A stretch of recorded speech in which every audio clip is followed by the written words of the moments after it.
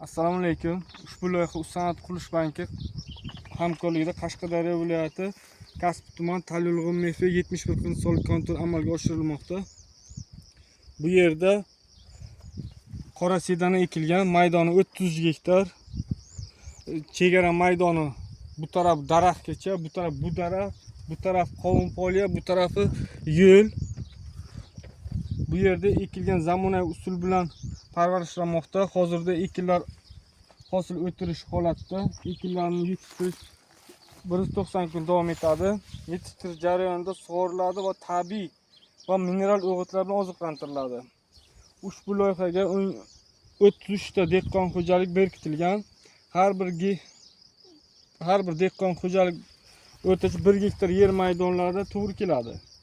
Loyiha samarali amalga oshirish uchun lider tadbirkor Kobber ishlab chiqarish kooperatsiyasi berkitilgan. Ushbu loyiha bo'yicha har bir gektarga 2 tonnadan jami 66 tonna hosil olish rejalashtirilgan. Mazkur ekin yig'ishtirib olingandan so'ng ikkinchi ekinga ham yuqori daromadli ekin turini ekish orqali yer egalarining daromadlari yanada oshirib boriladi.